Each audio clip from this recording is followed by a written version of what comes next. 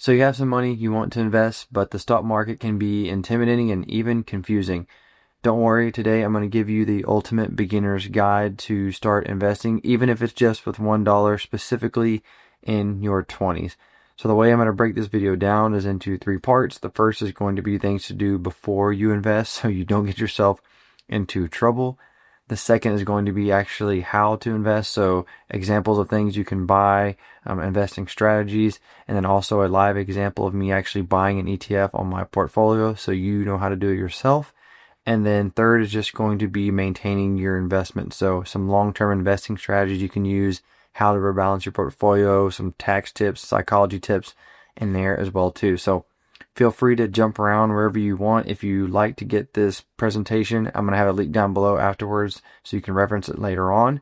But that said, let's go ahead and jump into my screen and we'll get started. Number 1, before you invest, one of the most important things is to get an emergency fund. A lot of people say this should be 3 months. I disagree here. I think you need at least 6 months and then almost up to 12 months of living expenses saved up. The way you know this is by tracking your expenses, so I would recommend at least tracking your expenses for 3 months if you haven't done that yet. This will give you a great idea of how much you need to save up for an emergency fund. I know this sounds like I'm beating a dead horse talking about emergency funds, but it's such an important step. Another thing here on your emergency fund is to put it in what's called a HYSA or a high yield savings account. So multiple people offer these.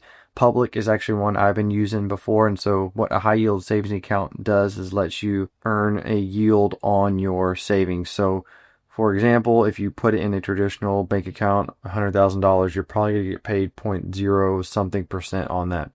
High yield savings account basically lets you earn anywhere right now, depending on rates, 4 to kind of 5% on that money. So it helps you try to keep up with inflation instead of just getting completely burned by inflation like you would in a normal savings account. Number 2, before you start investing, is to pay down high interest debt. And so as you can see, here's some kind of rough rules for paying down high interest debt.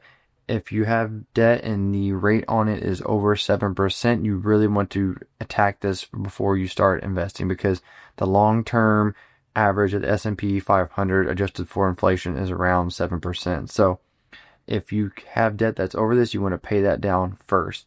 If you have debt that's less than 7%, you can honestly kind of hold off on that and make your minimum payments, and then invest that extra money into the market. But high interest debt, credit card debt, that's extremely bad. Some of those rates can be upwards of 20%. So pay that debt down before you start investing. Number 3 is going to be how much you should invest. So this rule is probably a little bit aggressive. So 20 to 25% of your gross income, which is your income before taxes. This is personally what I shoot for. Like I said, it could be a little bit high. 15% is a great place to start initially if you're getting started investing. I'm just trying to set the bar high for you guys, making sure you're an overachiever. But anyways, use the budgeting app or whatever you use to track your spending, and create that emergency fund and try to carve out a certain percentage that you're going to invest every month. This will make sure you stay consistent, and it'll help you be a successful investor long term, because that is the number one most important thing when investing, is just staying consistent. So now we're going to get into the fun part of actually how to invest. So before you start just putting money anywhere and everywhere, you need to learn about the different types of investing accounts, because there is kind of a hierarchy of these and which ones you want to use first, especially in your 20s when your dollars have such a high potential to compound. So let's go ahead and jump into it.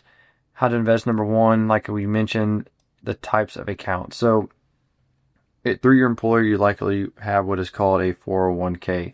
You likely have, sometimes you will have a 401k pre-tax option and a 401k post-tax option. That kind of depends on your income level, which of those is the better option for you.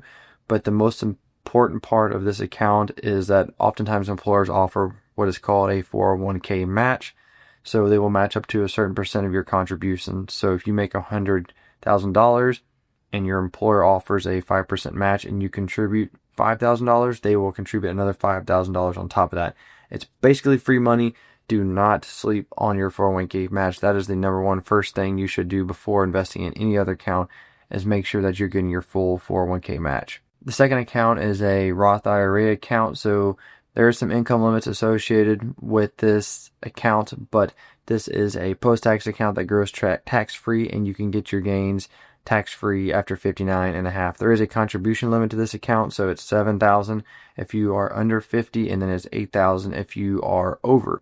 Third is the HSA, or your health savings account. So you do have to have a high deductible health plan for this one, and it also has a yearly contribution max that you can make. So for some people, they won't be eligible for this one, so you can skip it if so. But your HSA is triple tax advantage.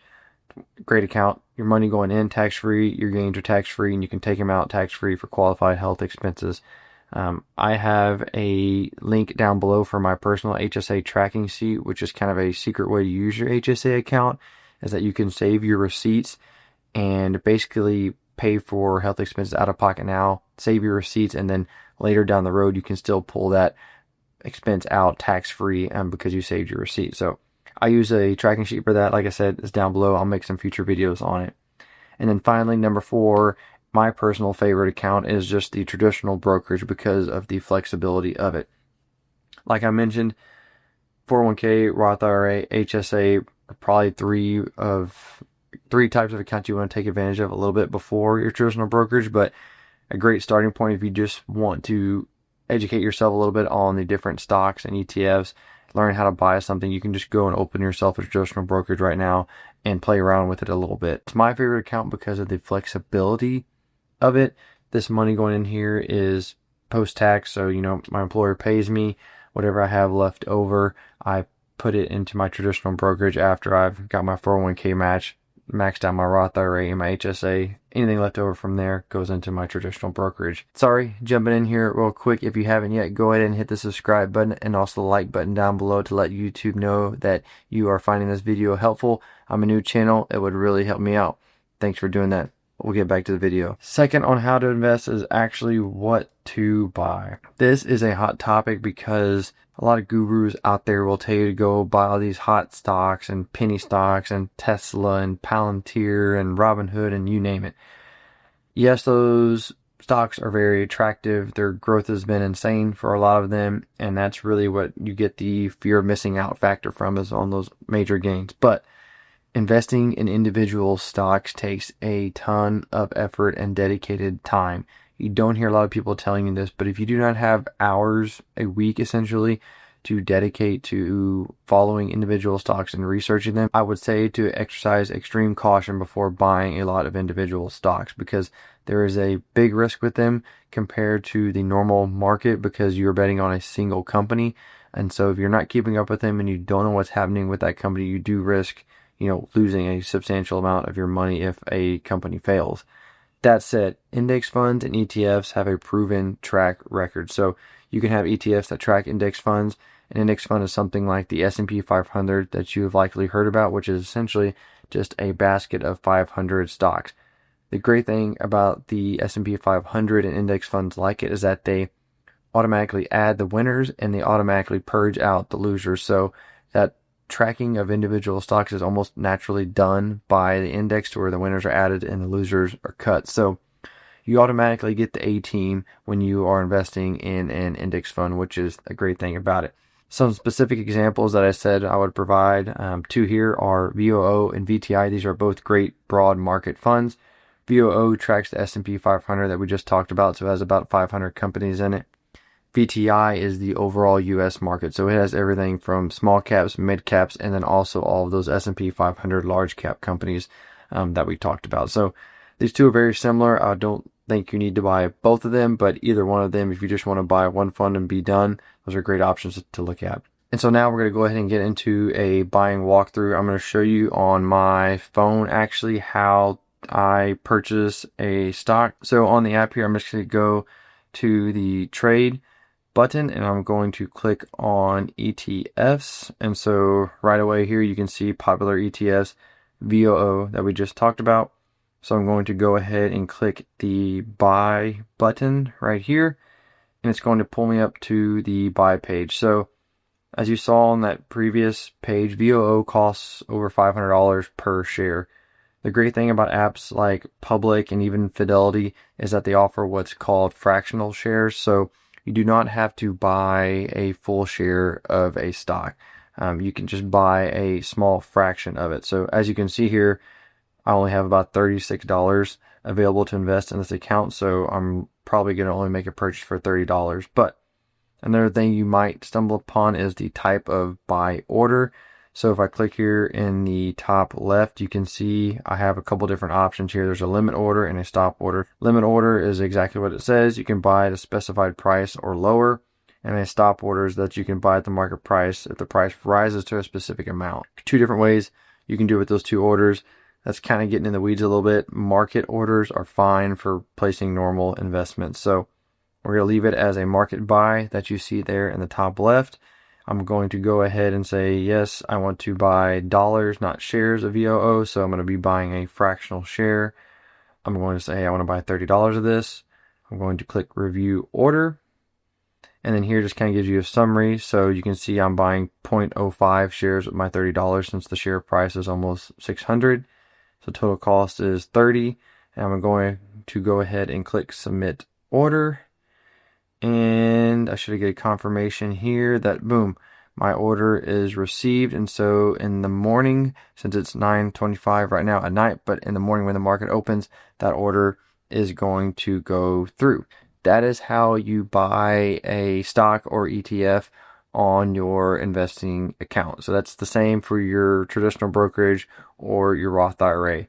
And that's another key point, is that if you open a Roth IRA and you contribute money to it, you do have to invest that money inside the Roth IRA. It does not automatically invest itself. So make sure you do that. I've heard some horror stories of people contributing to a Roth IRA for 10 years and never investing it, and they missed out on hundreds of thousands of dollars in gains. So if you open a Roth IRA and contribute money to it, use the same process to make sure you actually invest the money in that account. Okay, and so we've gone through before you start investing and some specifics on actually how to invest. So now we're going to get into actually maintaining your investments. So maintaining your investments, a couple key things here is that, don't look.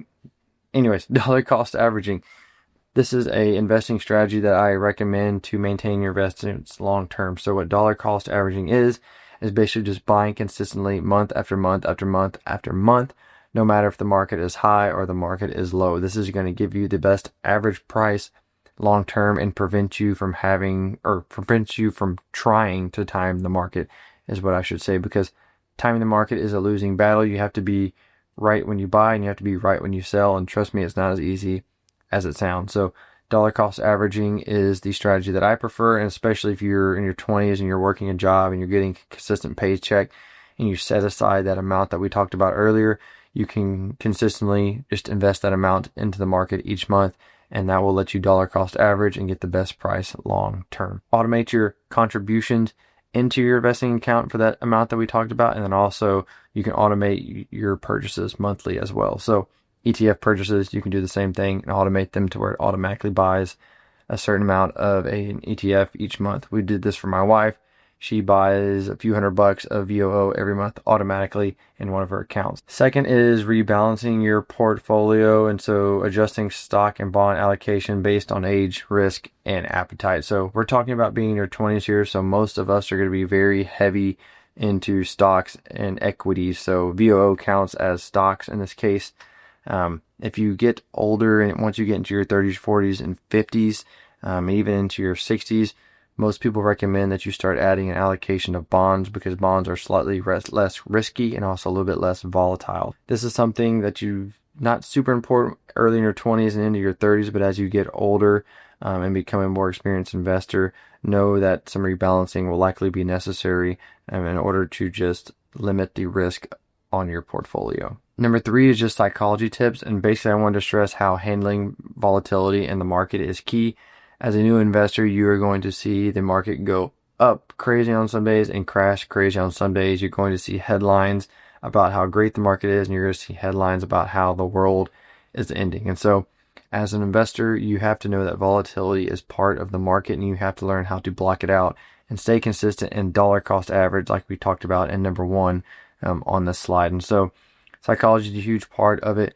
try to maintain a long-term mindset. Don't get caught up in the day-to-day moves, and that'll make sure that you don't get distracted and hurt your investments on accident. And as a bonus for those of you who have stayed this far in the video, I wanted to include some of my favorite resources. These are tools that I've used and also educational resources that I've learned from throughout my years of investing. So some of my favorite resources when it comes to education here, just 3 of them off the top, is Investopedia. So this is a web resource, online, essentially a website. You can look up pretty much anything when it comes to investing, and they have some great examples and descriptions of things.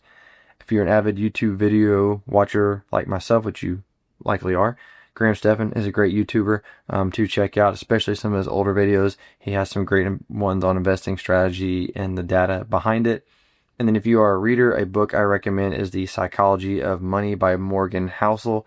This is a great book for beginner investors just because it not only explains really the ins and outs of investing, but also the psychology about it and kind of the mindset to have long term. So great book, one of my favorites on investing. Second is just the tools. So like we talked about and you guys saw on the how to buy example, Public is a new brokerage that I've been using, and that they also offer that high yield savings account that I was talking about. So they're one of my favorites.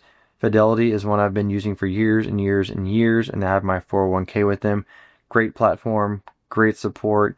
If you have to pick one, Fidelity is the one to go with. They offer pretty much everything you need, and they're a one-stop shop, and they've been around forever. Yahoo Finance for any type of research, whether that's ETFs or if you get into the individual stock stuff, be careful.